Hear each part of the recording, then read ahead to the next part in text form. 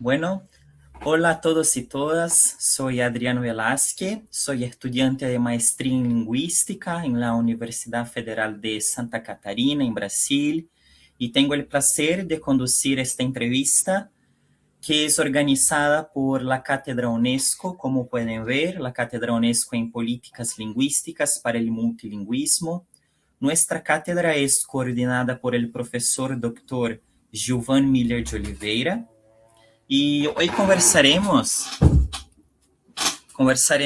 con el profesor José del Valle sobre su trabajo con glotopolítica, que en Brasil podemos decir que es una área en expansión que está creciendo con investigaciones, escrituras y más específicamente sobre el libro La batalla del idioma de 2004, la intelectualidad hispánica ante la lengua.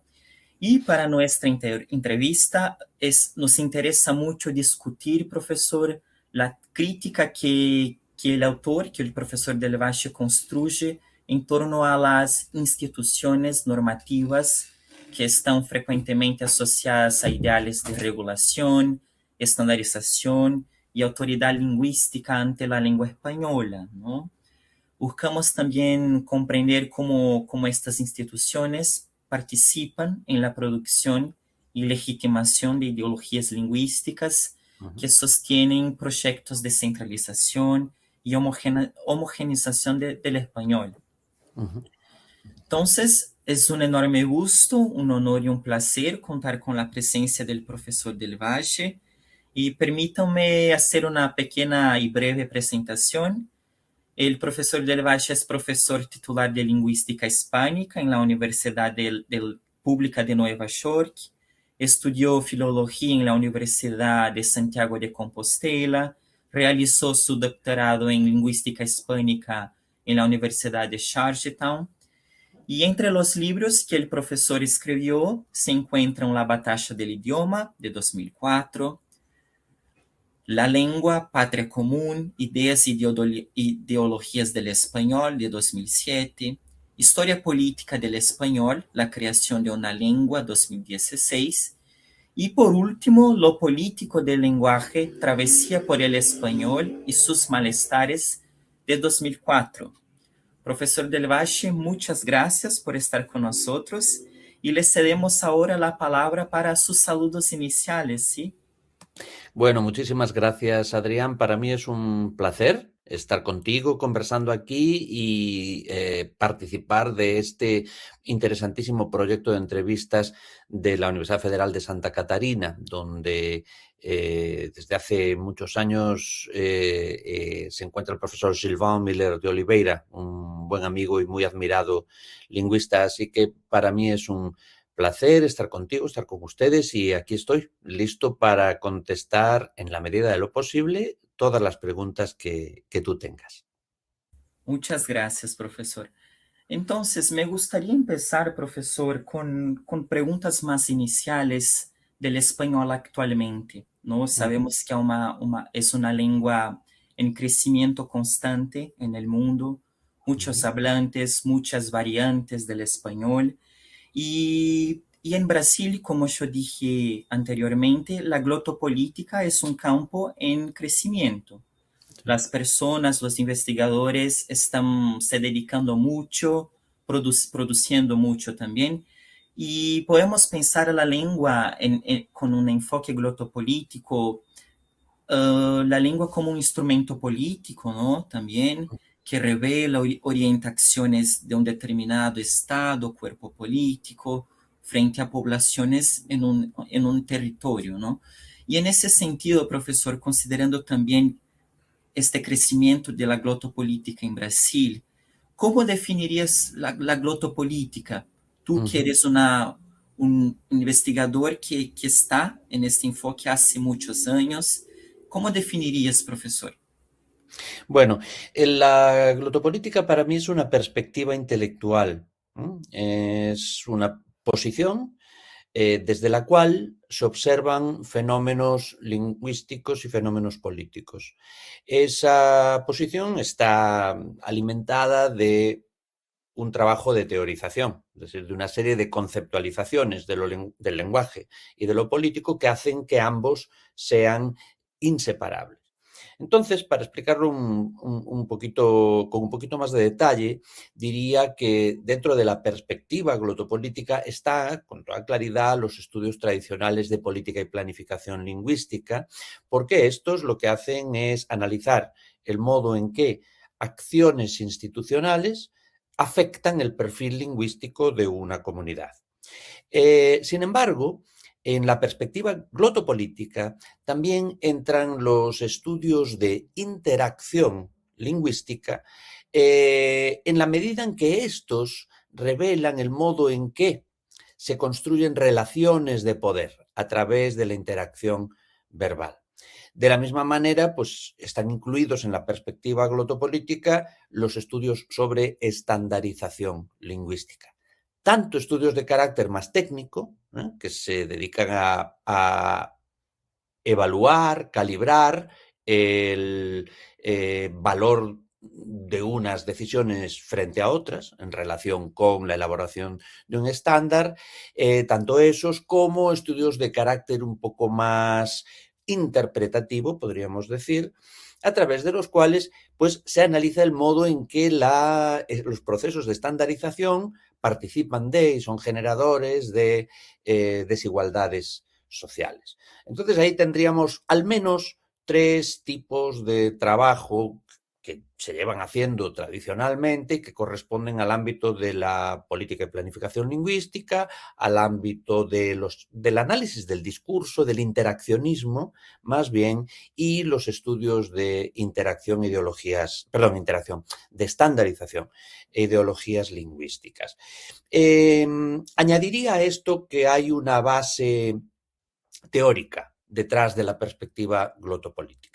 Y esa es una base teórica que se funda, en primer lugar, en una teoría del signo lingüístico que lo sitúa siempre en un contexto histórico.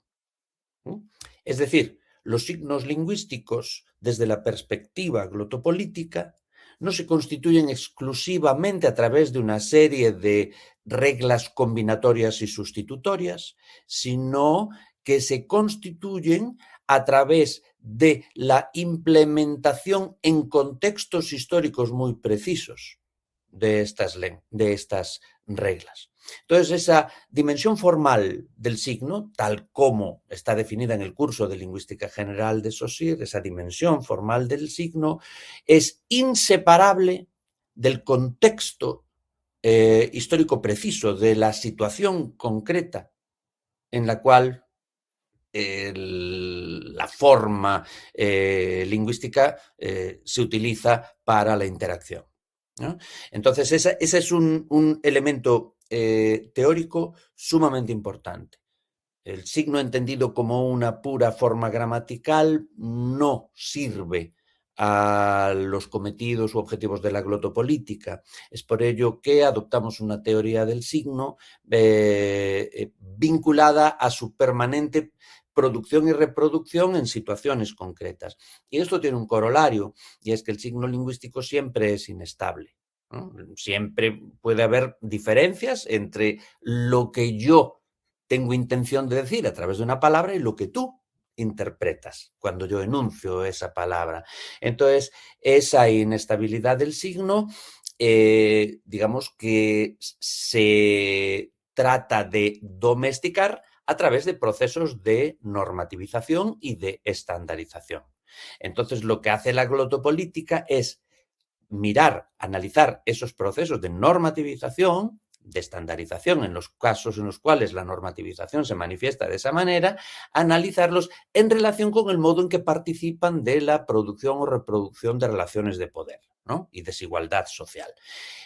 Yo diría que esa es un poco una definición elemental de lo que abarcan los estudios, lo que incluyen los estudios glotopolíticos. Gracias, professor. Professor, uma outra dúvida que mis colegas, mientras estudamos agora em la asignatura de políticas lingüísticas, ¿no? Sobre la glotopolítica. que con esa definición que nosotros ahora tenemos con sus palabras, ¿consideras que la glotopolítica, por ejemplo, es una vertiente de las políticas lingüísticas o es más un campo autónomo?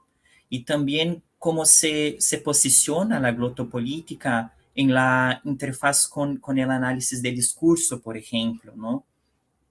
Excelente pregunta, excelente pregunta. Fíjate que yo creo que la lingüística evidentemente es una disciplina. Es una disciplina porque existen asociaciones profesionales de lingüística, porque existen manuales de lingüística, porque existen departamentos de lingüística en las universidades, porque existen congresos de lingüística. Bien, esta disciplina se caracteriza por tener un objeto de estudio, por adoptar una serie de metodologías. Y ella a su vez tiene subdisciplinas, algunas de las cuales les llamamos lingüística histórica, a otras lingüística aplicada, a otras sociolingüística. Bueno, yo diría que los estudios de política y planificación lingüística tienen el estatus de subdisciplina dentro de la lingüística. ¿Mm? Y lo mismo el análisis del discurso. Aquí creo que es debatible en qué medida el análisis del discurso constituye una subdisciplina o constituye un conjunto de métodos con los cuales abordar el estudio del discurso. Pero ese es un debate más complejo y en el que ahora mismo pues, no es útil entrar. Entonces, diré por ahora que el análisis del discurso también es una subdisciplina. Hay distintas escuelas de análisis del discurso, pero constituyen una subdisciplina. La glotopolítica no es una subdisciplina de la lingüística. La glotopolítica, desde mi punto de vista, es una perspectiva intelectual. De modo que uno puede hacer estudios de política y planificación lingüística adoptando una perspectiva glotopolítica. Uno puede puede situarse en la lingüística histórica y adoptar una perspectiva glotopolítica. Uno puede situarse en el análisis del discurso y adoptar una perspectiva glotopolítica. Por lo tanto, diría que es autónomo, pero pertenece a una categoría distinta. No es una subdisciplina, sino que es una perspectiva intelectual. Fíjate que esta perspectiva intelectual puede ser adoptada, y de hecho es adoptada, afuera de la lingüística. Puede haber historiadores que realicen un estudio en el cual en un momento dado les conviene adoptar una perspectiva glotopolítica. Puede haber antropólogas que hagan lo mismo, que adopten una perspectiva glotopolítica. Entonces, creo que tu pregunta es excelente porque se la plantea mucha gente cuando oye esta palabra, ¿no? Glotopolítica, dice, ¿pero qué aporta de nuevo? Tal vez no aporta gran cosa nueva, sino que lo que hace es tratar de subrayar una determinada perspectiva teórica, que tiene como objetivo analizar el uso del lenguaje o el lenguaje en uso y sus efectos políticos, es decir, los efectos que tiene en la construcción de desigualdades. Y este interés por analizar el modo en que el uso del lenguaje interviene en la construcción o en la lucha contra la desigualdad, lo vincula, pues claro, a la teoría crítica, en cierta medida a la escuela de Frankfurt, pero también a muchos otros autores y autoras. Y entonces este elemento crítico es también fundamental dentro de la definición de la perspectiva glotopolítica. Y es por eso que puede haber gente que hace estudios de política y planificación lingüística críticos. Bueno, esa gente estaría adoptando una perspectiva glotopolítica. O el análisis crítico del discurso. Hay una gran afinidad entre, entre, la, entre el análisis crítico del discurso y quienes postulamos la existencia de una perspectiva glotopolítica, ¿no? Entonces, espero que esto ayude a aclararlo. Yo no identifico la glotopolítica como una disciplina ni como una subdisciplina, sino como una teorización de la política y del lenguaje, una teoría glotopolítica. Perfecto, profesor. Creo que que es eso, la duda está respondida, ¿no? Y pensando también entonces, la glotopolítica como una perspectiva política, ¿no? ¿En qué medida ahora podemos entender el lenguaje como, ahora sí, como un espacio de disputa política, ¿no? En las sociedades contemporáneas, especialmente en un contexto bien exclusivo que vivemos, que es, por ejemplo, diferentes personas utilizan una lengua dentro de sus casas y fuera de sus casas utilizan otra lengua. ¿Cómo podemos pensar eso en, entonces, el lenguaje como un espacio de disputa política, Claro, teniendo eso como ejemplo, ¿no? claro, claro. Bueno, la dimensión política del lenguaje se manifiesta en distintos ámbitos de nuestra vida cotidiana. Eh, Cuando un país toma la decisión de adoptar una lengua como lengua oficial, ¿verdad? Habiendo una ciudadanía plurilingüe, pues obviamente está tomando una decisión desde el ámbito de la política que va a afectar, ¿no?, las posibilidades de la ciudadanía plurilingüe de intervenir en la vida política, ¿no? No digo que necesariamente la vaya a afectar negativamente, pero la va a afectar, ¿no es cierto? Entonces ahí tenemos un ámbito sumamente importante en el cual se manifiesta la dimensión política del lenguaje, es decir, la decisión sobre si adoptar o no una lengua oficial o sobre si adoptar la lengua A o la lengua B como lengua oficial, ¿verdad? Ahí se van a manifestar luchas políticas. Es un espacio, de lucha política, ese espacio en el cual se va a decidir si la lengua A o la lengua B va a ser la lengua oficial del país o si va a ser un país bilingüe, ¿no? Otro ámbito, siguiendo dentro del sistema educativo, puede ser el de la enseñanza de lenguas consideradas extranjeras. Bueno, hacemos obligatoria la oferta del inglés en todas las escuelas públicas del país o no. O le damos opción al alumnado para que escoja inglés o francés o español, ¿ya? En regiones en las cuales existe una ciudadanía multilingüe, incorporamos algunas de estas lenguas que habla parte de la ciudadanía como medio de instrucción, de modo que puedan aprender historia en la lengua de la comunidad, ¿no? Entonces, todo este tipo de decisiones son decisiones institucionales que confieren privilegios o reconocen derechos de ciertos sectores de la ciudadanía. Por lo tanto, ese es un sitio de lucha política. Ahora, también a nivel discursivo, ¿no?, en la medida en que, por ejemplo, las palabras o los enunciados evocan ideas, ¿no?, evocan, o sea, generan representaciones de la sociedad, ¿no? Y si tienes en cuenta lo que dije antes a la hora de definir la glotopolítica, que una de las claves teóricas centrales de la glotopolítica es la afirmación de que todo signo es inestable, ¿no? Entonces, claro, en una determinada sociedad, en un determinado país, ¿verdad?, se puede cristalizar un determinado enunciado, ¿no?, en asociación con un determinado orden social, ¿no?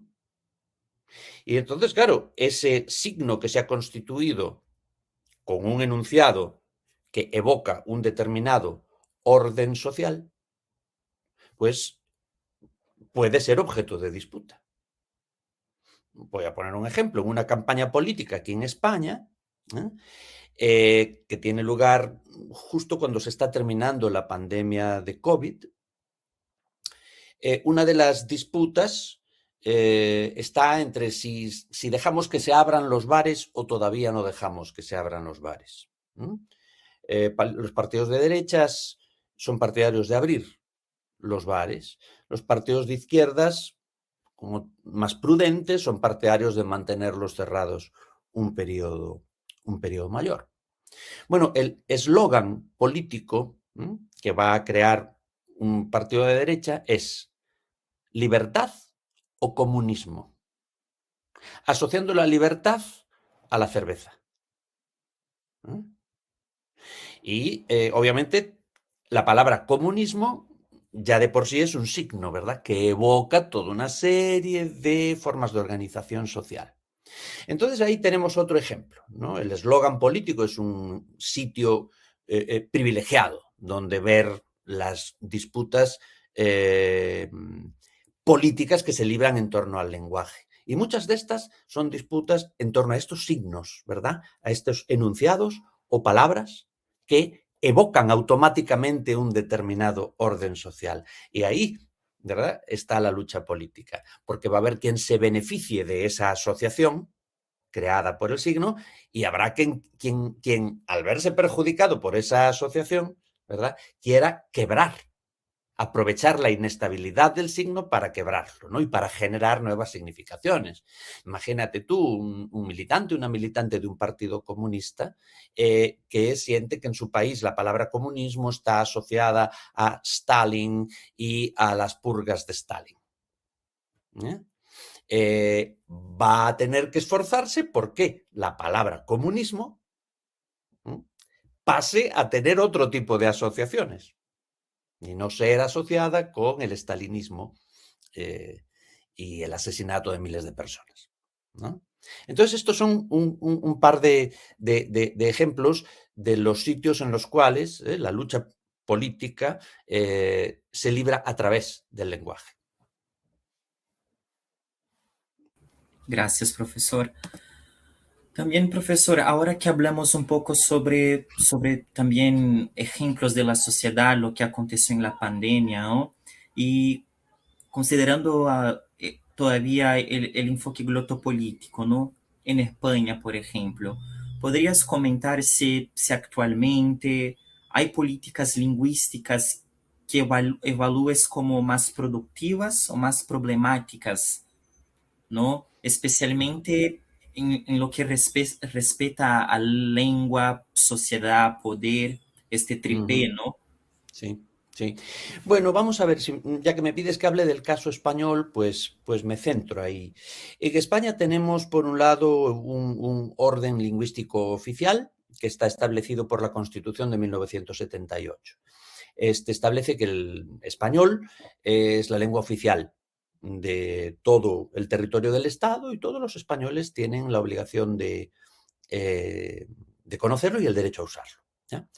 Pero la Constitución reconoce también la existencia de otras lenguas, el gallego, el euskera, el catalán, y reconoce el derecho de estas comunidades, perdón, de estas comunidades a ser bilingües, es decir, a declarar la lengua respectiva cooficial en esas comunidades.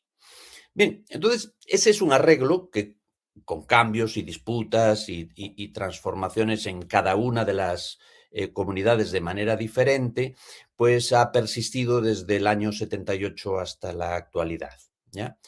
Y hay pues una disputa significativa en torno a si este arreglo permite que el catalán en las comunidades correspondientes, el euskera en las suyas y el gallego en Galicia, sean lenguas cuyos hablantes tienen la posibilidad de hablar, ¿no? Si son lenguas además que se encuentran en peligro por razón de encontrarse obligatoriamente en contacto oficial con el castellano. Entonces ha habido muchas disputas en torno a este asunto.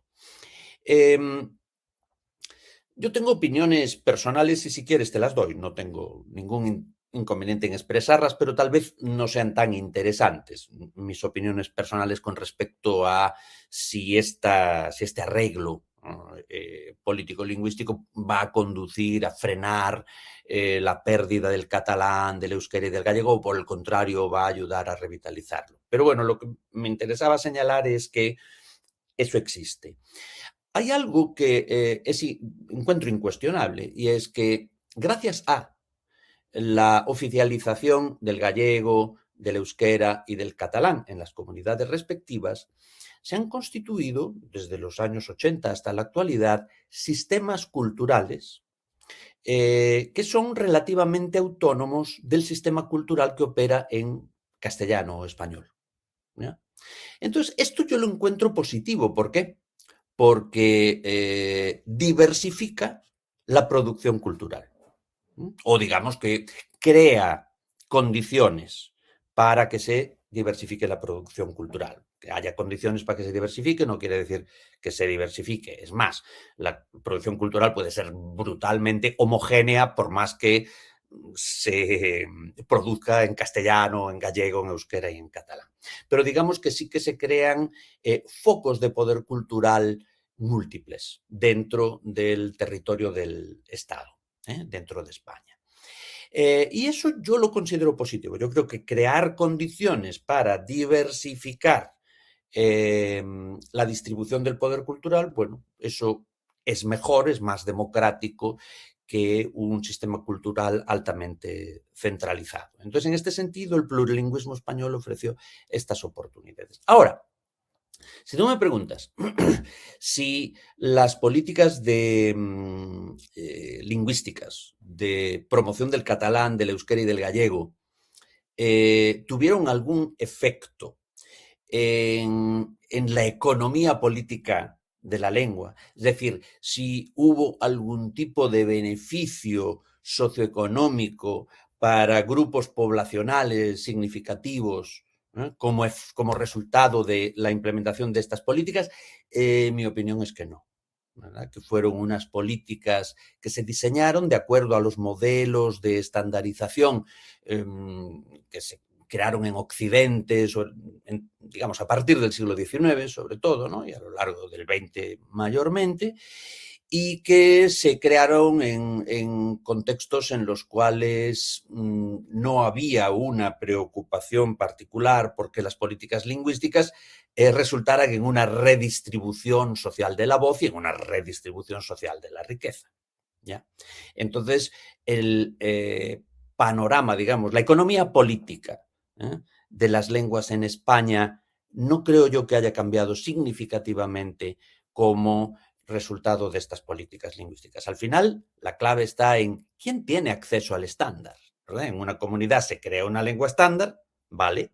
Bien, ¿quién tiene acceso a ese estándar y quién, consecuentemente, puede beneficiarse del conocimiento de ese estándar y de la capacidad para utilizarlo en los contextos en los cuales es provechoso desde un punto de vista socioeconómico, ¿no? Esa, digamos que es una de las cuestiones desde mi punto de vista clave. Y la segunda que yo mencionaría no es exclusiva de España. Tiene que ver con la educación lingüística de la ciudadanía, ¿no? Los sistemas educativos, ¿verdad? Tienen asignaturas o materias que se llaman lengua, o lengua española, o lengua gallega, o lengua catalana, o como se llame, ¿no?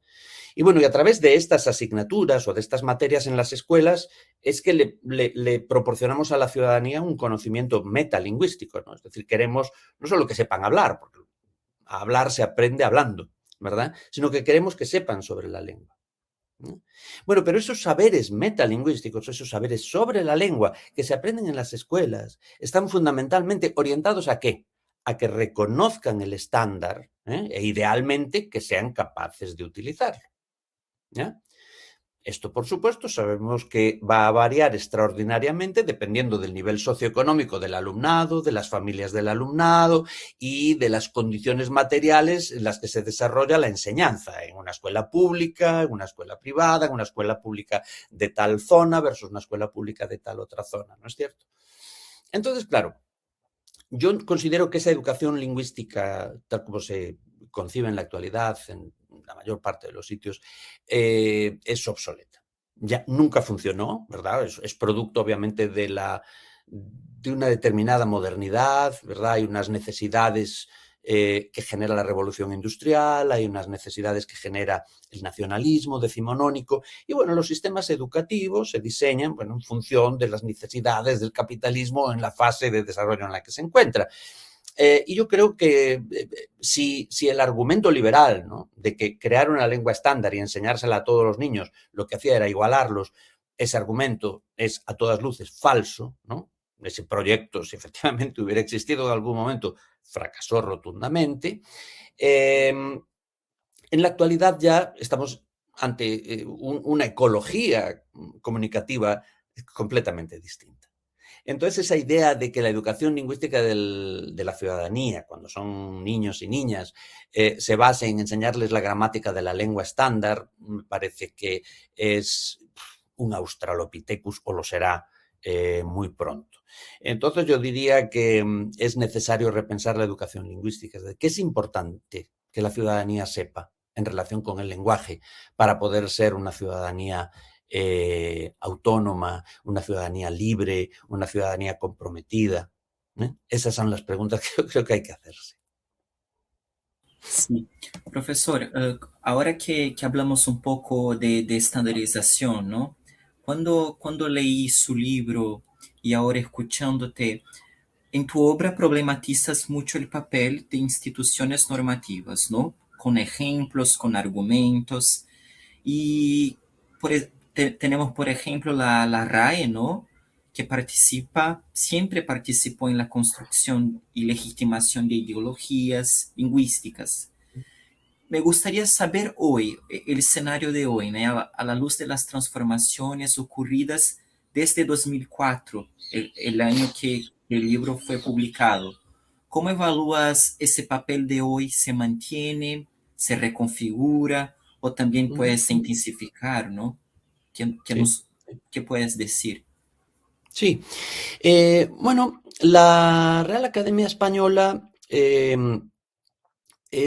ha demostrado ser una institución bastante más flexible de lo que yo pensaba allá a finales de los años 90, 2000. Porque todavía en aquel momento, bueno, digamos que en la segunda década, la segunda mitad de los años 90, la RAE comienza una redefinición, ¿verdad?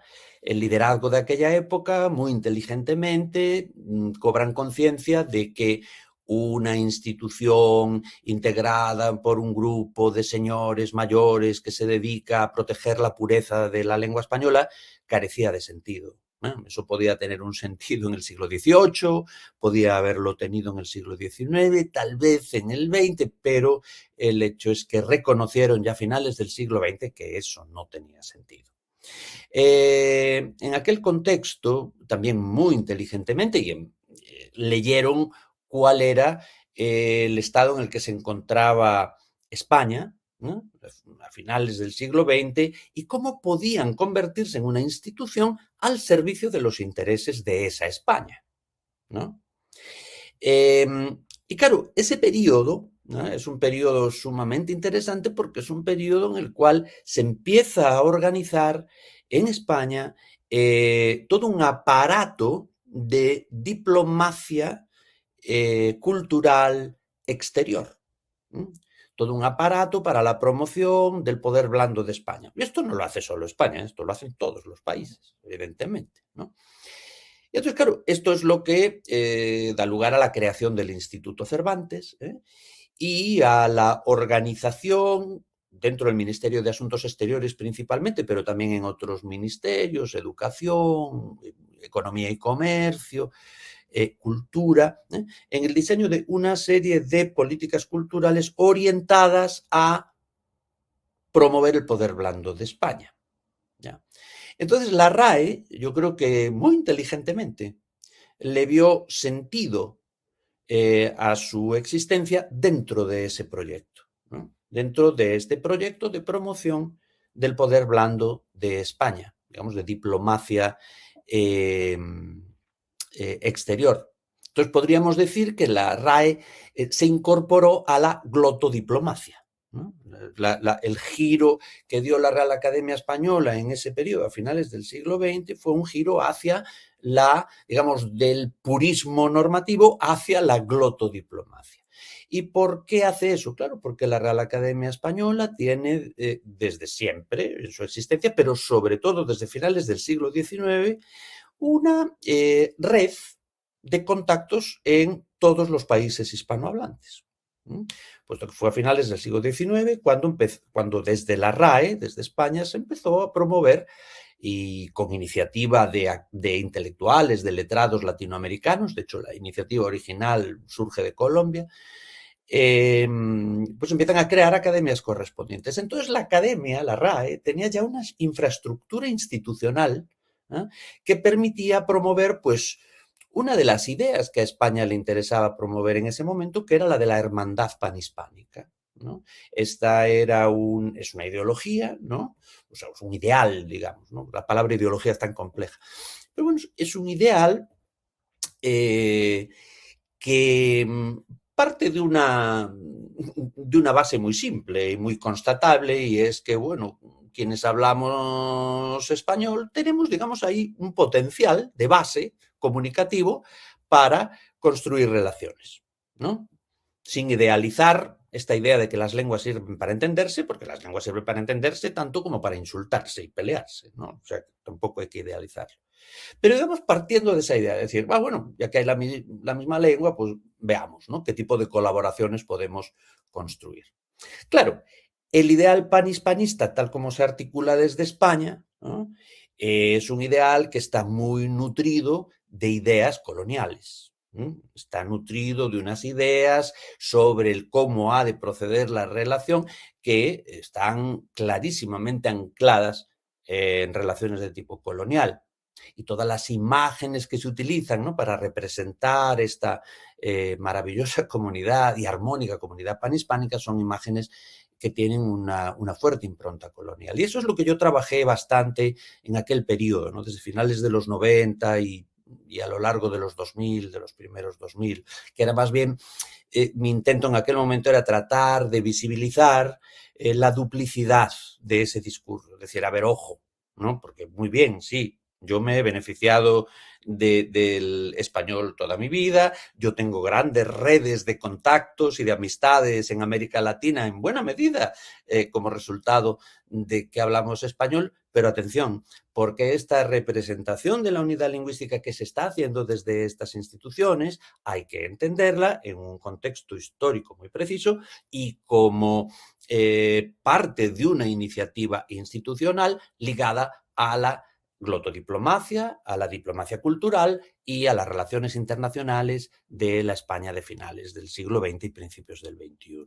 Entonces, ese era mi foco en aquellas investigaciones de aquel periodo, el tratar de hacer ver que, si bien es un hecho que hay una lengua compartida, bueno, el modo en que utilizamos, representamos y en nombre de qué proyectos sociales, ¿no?, movilizamos esa unidad lingüística, hay también que tenerlo en cuenta.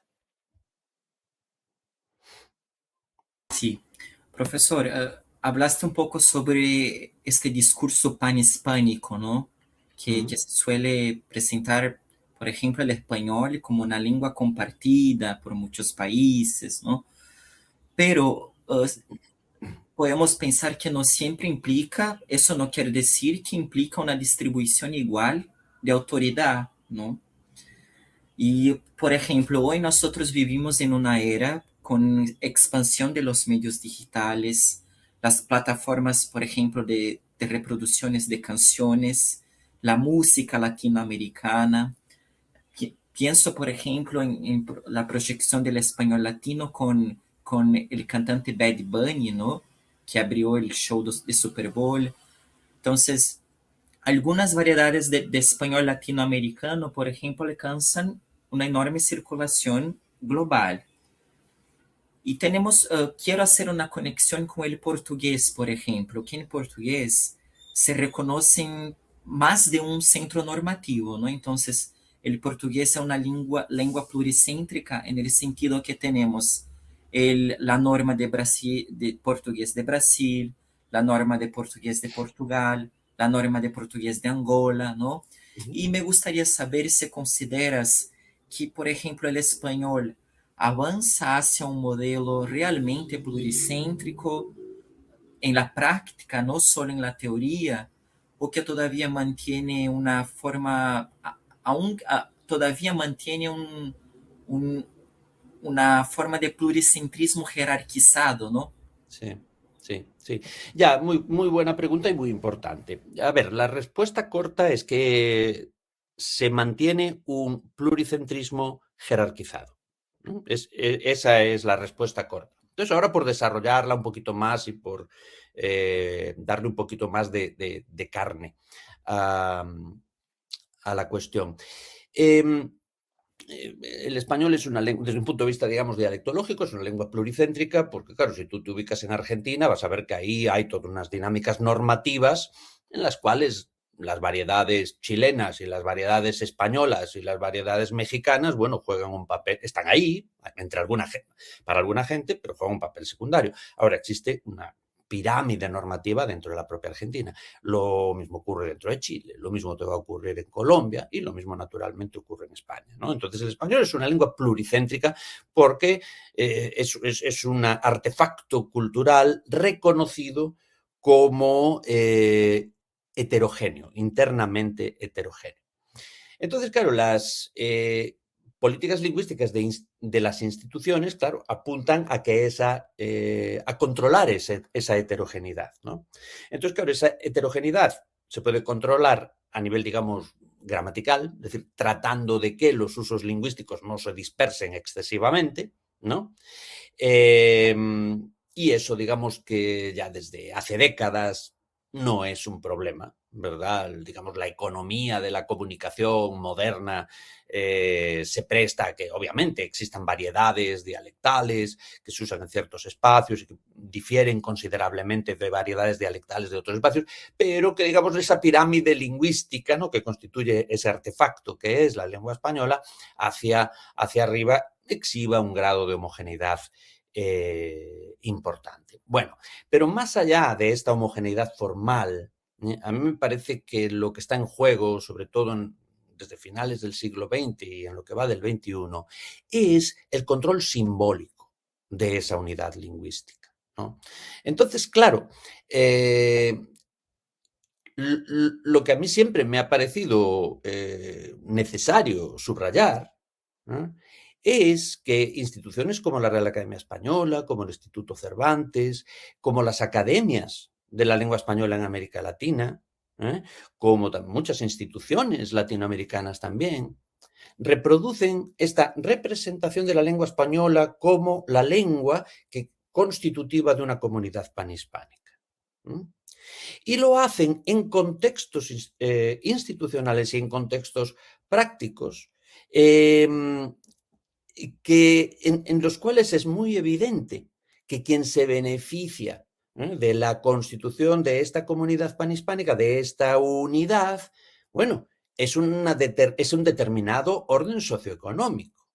Es decir, esa unidad lingüística, que es un hecho constatable, se pone al servicio ¿de qué? Se pone al servicio de un determinado modo de producción, de un determinado sistema de producción y sistema de circulación de productos. Entonces, eso es lo que creo que hay que tener en cuenta. No tanto si el español es o no una lengua pluricéntrica, que eso ya sabemos que lo es, ¿no?, sino ¿qué se hace con ese hecho? ¿Qué hacen las instituciones? ¿Qué hacen unos u otros? ¿Qué hacemos los profesores de español en Estados Unidos? ¿O qué hacen los profesores de español en Brasil con ese pluricentrismo? ¿Cómo lo gestionan? ¿Cómo lo gestionan a la hora de diseñar currículum, de diseñar planes, de pensar en la enseñanza del español, ya sea en Estados Unidos, ya sea en Brasil, como un momento de educación lingüística de la ciudadanía?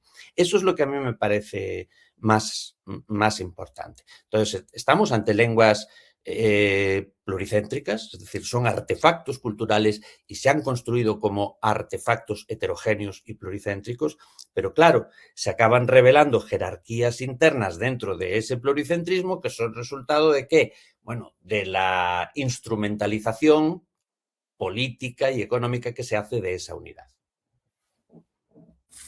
Buenísimo, profesor. Y también, ahora que hablaste un poquito de la enseñanza de español en los Estados Unidos, ¿no? Me gustaría hacer una pregunta que ahora vivemos, los Estados Unidos tiene un fortalecimiento de políticas restrictivas, ¿no?, hacia la inmigración y muchas veces las lenguas minoritarias también, ¿no?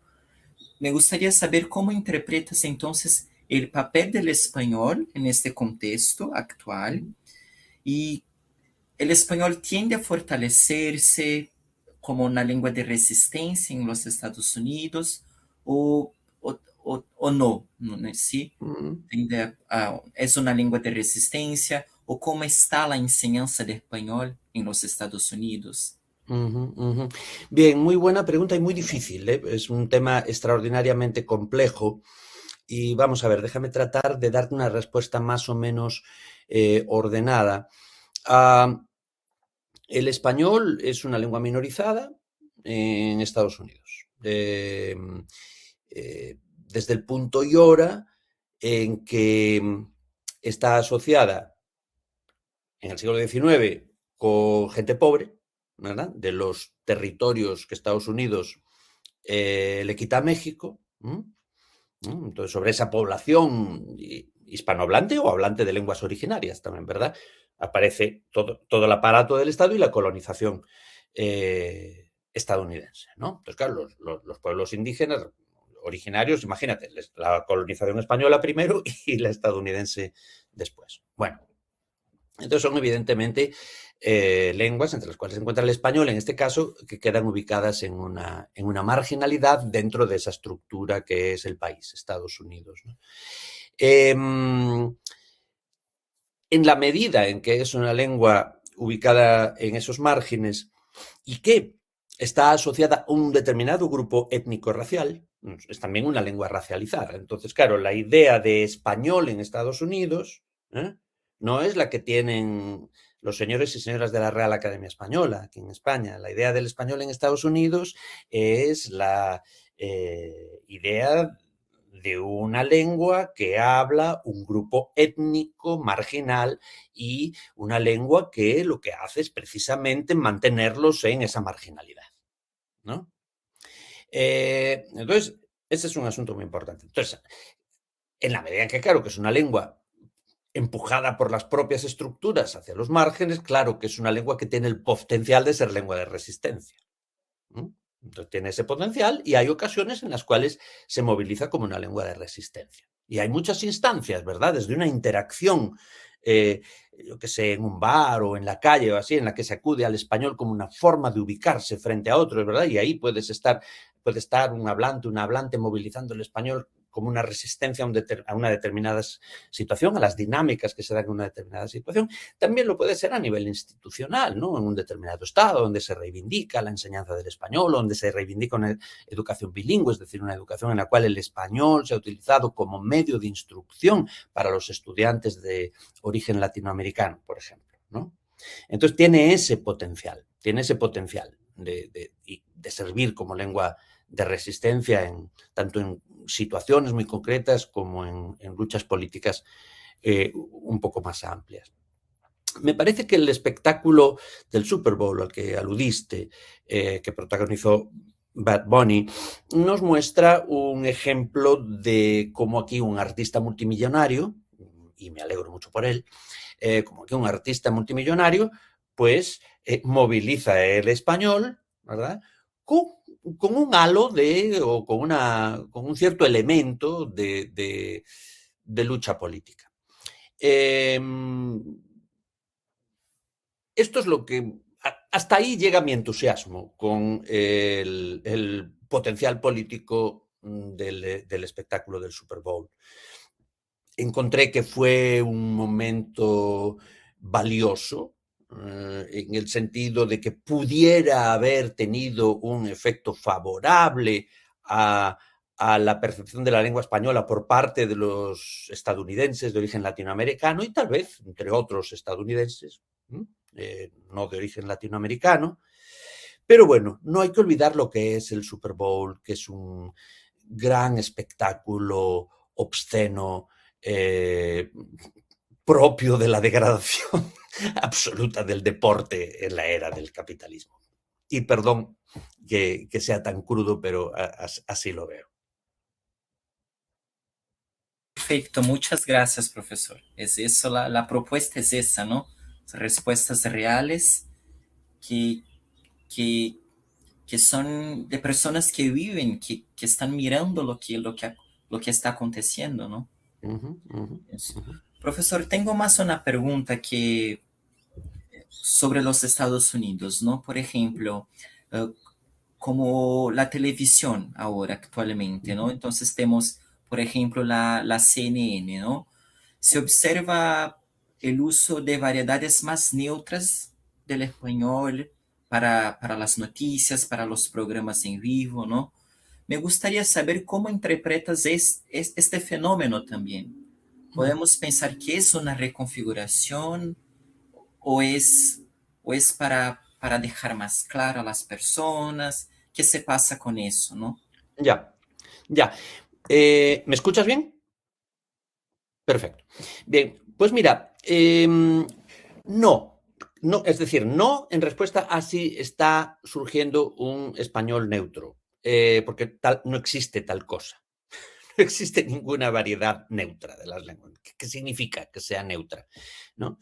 Em, Podríamos decir, bueno, pues es neutra porque no se identifica con ninguna región concreta. Y bueno, no, no es así, ¿verdad? Incluso si pensamos en los y las periodistas de CNN, en los contextos más formales, más controlados, leyendo el teleprompter, uno puede identificar rasgos que los localiza en un país o en otro, ¿verdad? Menos que cuando esa misma persona está en un bar hablando con sus amigos y amigas de su país de origen, obviamente, pero todavía se detectan algunos elementos que los anclan en un determinado país. Y por otro lado, esos rasgos especiales que tiene ese español no son neutros, sino que están asociados a un determinado tipo de contexto y a un determinado tipo de hablante, ¿no? El presentador de televisión que utiliza una forma de hablar altamente regulada. Es decir, siempre hay una marcación social asociada a cualquier variedad, ¿no? A cualquier elemento del repertorio lingüístico. Por lo tanto, ese concepto de la existencia de una variedad neutra distorsiona la realidad. Yo lo que creo es que más bien estamos asistiendo a unos ajustes lingüísticos que responden a los ajustes que está experimentando los medios de comunicación de masas, ¿no? Aquí en España. Tú escuchas a los locutores de televisión, los presentadores de lo que aquí llaman telediarios o las noticias, ¿no? Y utilizan una variedad que no es la misma que se utiliza cuando estás hablando con amigos en un bar, o cuando estás hablando en el trabajo con tu jefe o jefa de manera espontánea, o cuando estás discutiendo con tu hermano, ¿no? Y yo creo que esto es lo mismo que está ocurriendo ahí, pero a gran escala. Entonces, obviamente, las compañías propietarias de estos medios van a tomar decisiones en función de lo que vaya a resultar más rentable para ellos. Se trata de corporaciones que se deben a sus accionistas y tienen que ofrecerles beneficios al final del periodo. Entonces, claro, si ellos dicen, vamos a ver, nuestra emisora va a ser vista por tantos millones de personas en tales regiones, bueno, ¿qué tipo de presentadores? Porque a veces también importa la cuestión fenotípica, ¿verdad? Es decir, si se ven más blancos o más negros o más indígenas o más esto, más lo otro, más una cosa o más la otra. Si ponemos a más mujeres o ponemos a más hombres, si las vestimos de una determinada manera o las vestimos de la otra, si son rubias o son morenas, si no sé qué, si no sé cuánto. Es decir, y lo que interviene en estas decisiones, ¿verdad? Es una combinación de el imperativo de la rentabilidad y de las estructuras ideológicas que organizan razas, lenguas y demás sistemas semióticos jerárquicamente. Gracias, profesor. Tengo una pregunta también para finalizar, ¿no?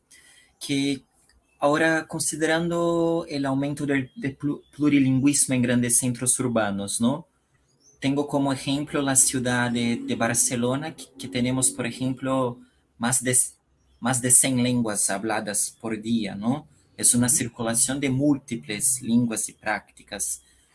Me gustaría saber qué caminos vislumbras para el español en el futuro. ¿Cuál es el español del futuro?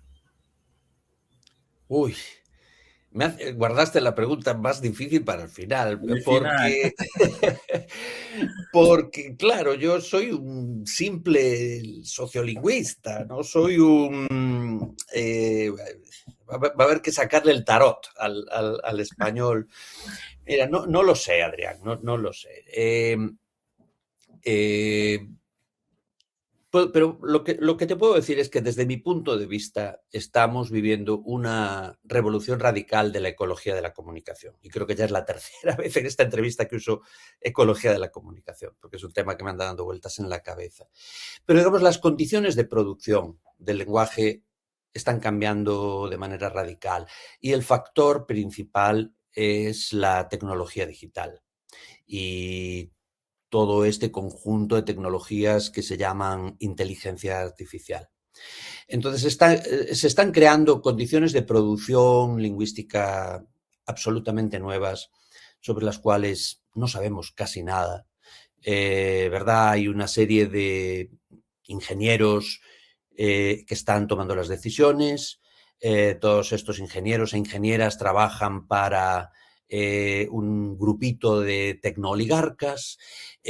Ahí se están tomando toda una serie de decisiones. Cuando nosotros sabemos que se han tomado, si no nos gustan, probablemente ya es demasiado tarde. Entonces, no lo sé, ¿entiendes? Es decir, no entiendo ese mundo. Desconozco ese mundo y, por lo tanto, no puedo predecir qué condiciones crearán para la continuidad de estos artefactos culturales llamados lenguas. Pero lo que más me importa, a mí más que las lenguas me importa la gente, ¿no? Y lo que me preocupa enormemente es que esta nueva tecnología no está transformando la relación entre el lenguaje y el orden social en términos democratizadores, sino al contrario, ¿no? Parece que están abriendo todavía más la brecha entre quienes tienen acceso a los lenguajes privilegiados por el sistema económico y quienes no tienen tal acceso. Esa es verdaderamente mi preocupación. Y conectando con una de las preguntas anteriores que me hiciste, uno detecta en la Real Academia Española un deseo de no salirse de esa autopista tecnológica. ¿En qué medida lo están consiguiendo o no? No lo sé, no tengo suficiente información. Pero están tratando de mantener a la lengua española sobre la base del enorme número de hablantes que hay en el mundo y el enorme número de países donde se habla el español. Sobre esa base, pues están tratando de que el español tenga un lugar en esa nueva ecología. Así que del futuro no me atrevo a hablar mucho, Adrián. Tranquilo, profesor. Bueno, profesor, creo que es eso, la entrevista, ¿no? Con algunas preguntas más iniciales de glotopolítica, que para nosotros acá en Brasil es fundamental para que Claro. también el área tenga un crecimiento, ¿no? Uh-huh. Entonces es fundamental. Y entonces muchísimas gracias, profesor, por aceptar nuestra invitación, por Claro. compartir tus reflexiones de años de investigación, ¿no? Y recordamos que entonces es una entrevista de la Cátedra UNESCO en Políticas Lingüísticas para el Multilingüismo. Y te deseamos también mucho éxito en tus trabajos futuros, en tus próximas investigaciones. Nuestra universidad, nuestra cátedra se quedan de puertas abiertas, que queremos recibirte, ¿no?